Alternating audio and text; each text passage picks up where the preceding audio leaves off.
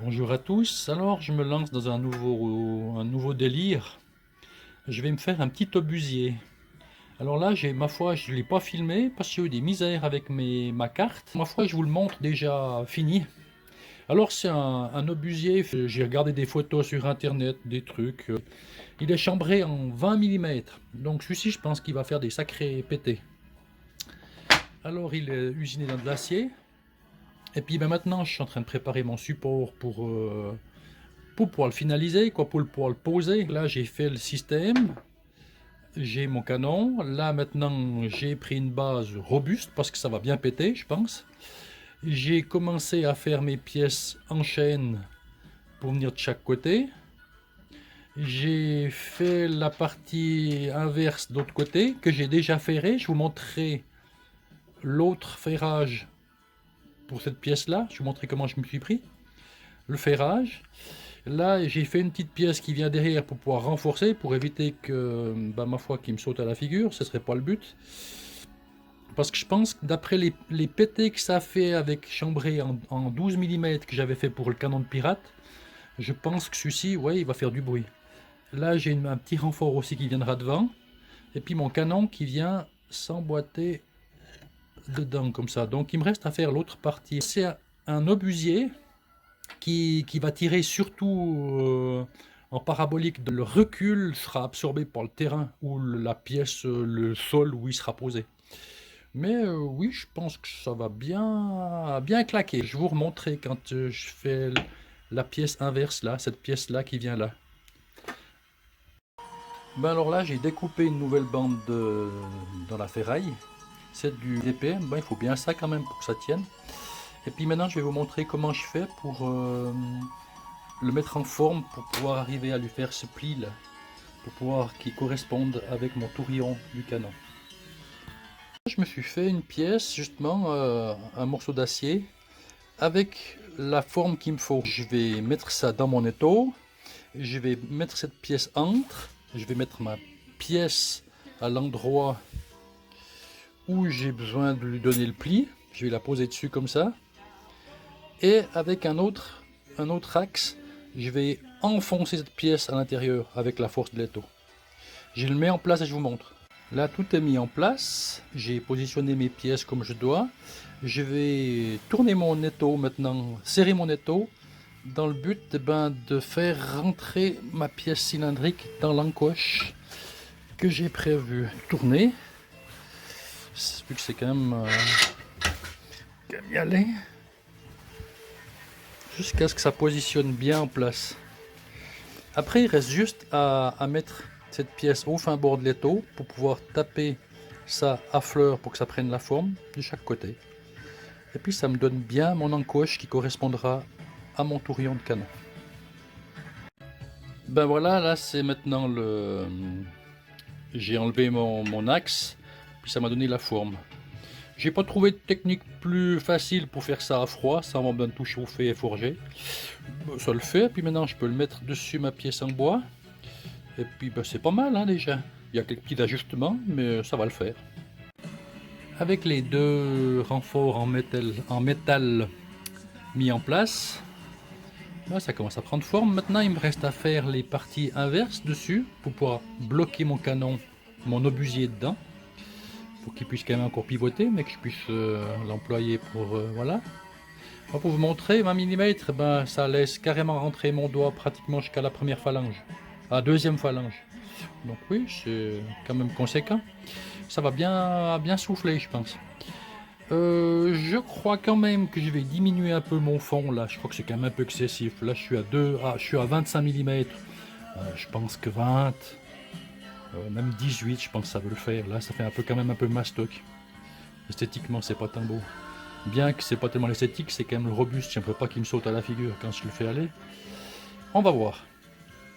Là, je viens de finaliser les deux ablocages qui vont me permettre de tenir mon tenon de canon, qui viendront poser dessus et visser pour pas que mon canon se sauve.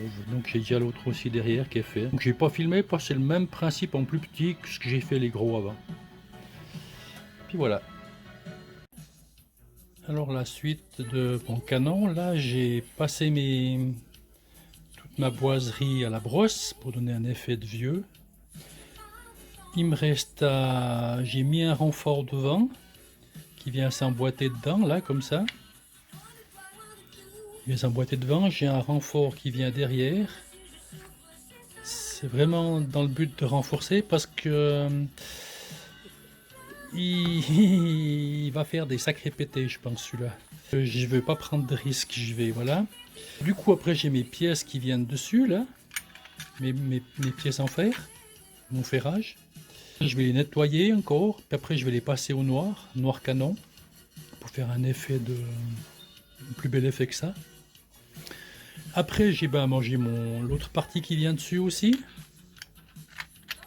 Voilà, de chaque côté, mon canon qui vient se mettre entre.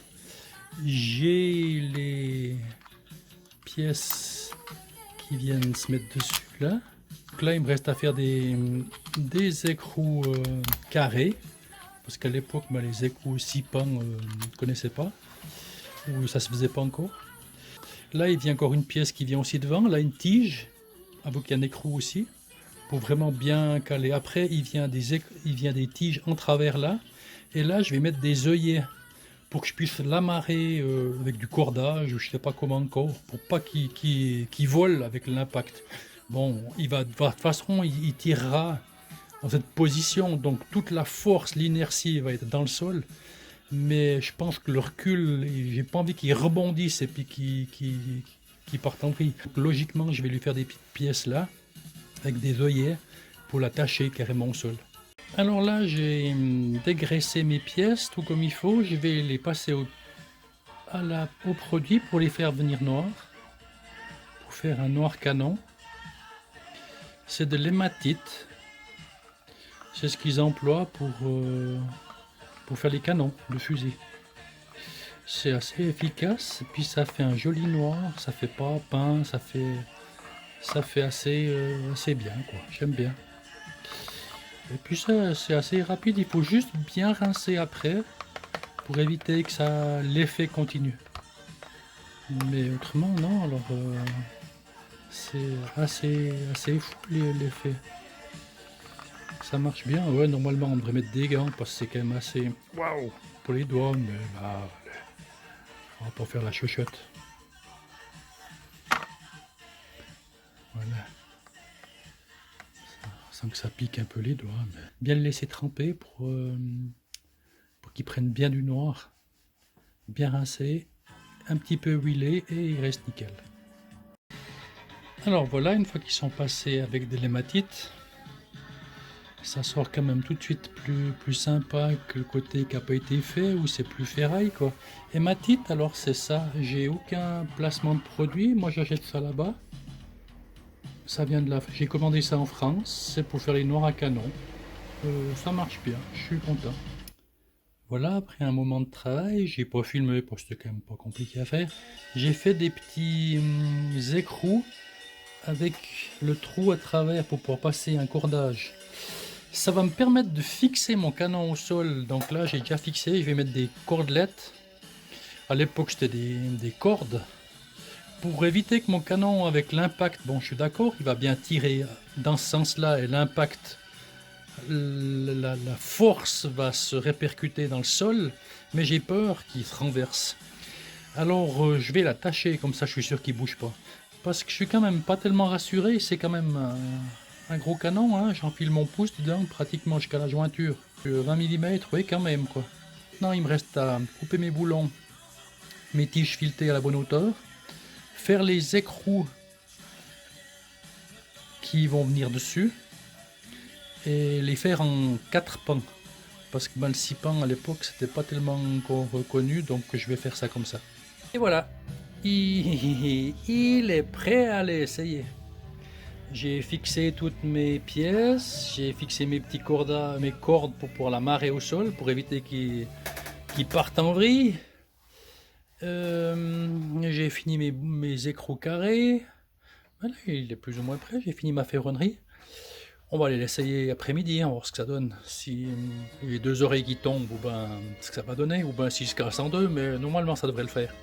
Alors derrière, là, ben on voit, c'est C'est mon canon de la guerre de sécession qui est en bonne voie, mais il y a encore du job à faire, mais il avance, mais désespérez pas, je vais le reprendre après, j'aimerais aussi bien l'essayer. Alors ça sera clairement moins féroce parce que ça c'est chambré en 9 mm, donc ça sera un petit sifflet à côté. Mais bon, il y a aussi sacrément plus de job à faire que celui-ci. Ça c'est relativement simple, hein, c'est une base, il y a tellement plein de sortes qu'on est moins tenu par les plans à devoir être hyper rigide. Là c'est un canon de la guerre de sécession, il faut qu'il ait de la gueule, qu'il soit comme il faut, autrement ça le fait pas. Celui-ci, il y a eu tellement de modèles, de sortes, de combines que c'est moins grave, ils sont tous égaux, je dirais. Maintenant ça va être au tir de voir ce que ça va donner. Alors, on se revoit après-midi, au stand. Alors, nous voilà au stand, dans le but de pouvoir essayer cet obusier. Je sais pas ce que ça va donner, on va voir. Là, la météo est pas terrible, j'aurais préféré pouvoir tirer dehors, mais là, ça va le faire comme ça. Et il est chargé comme il faut, il est bien tassé, normalement il devrait faire une bonne pétée. On va voir ce que ça donne, quoi. Je l'ai juste un peu amarré dessous quand même par sécurité, juste pour pas que tout d'un coup il aille se barrer, quoi, parce que je sais pas ce que va donner la pétée. Il est bien chargé en tout cas, on va voir. Donc maintenant on va procéder à un tir.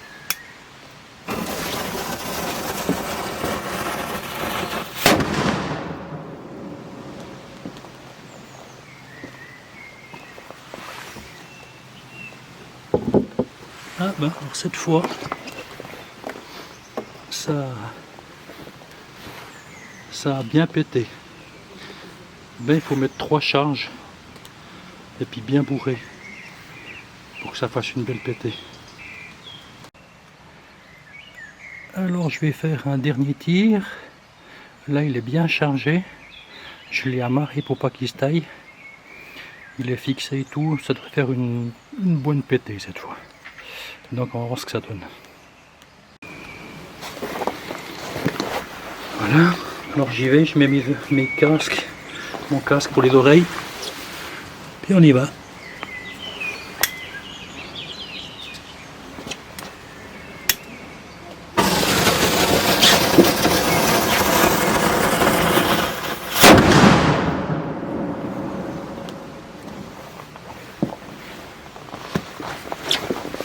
Ah ouais, alors cette fois ça pète presque comme un vrai. Pas mal du tout. Bon, ça devrait le faire, je vais arrêter. Avant d'avoir tout d'un coup, je sais pas qui va arriver. Ça le marche, ça le fait bien. Allez, bonne, ciao ciao. Merci d'avoir regardé la vidéo. Et puis à bientôt pour ceux qui veulent voir la suite du canon de la guerre de sécession.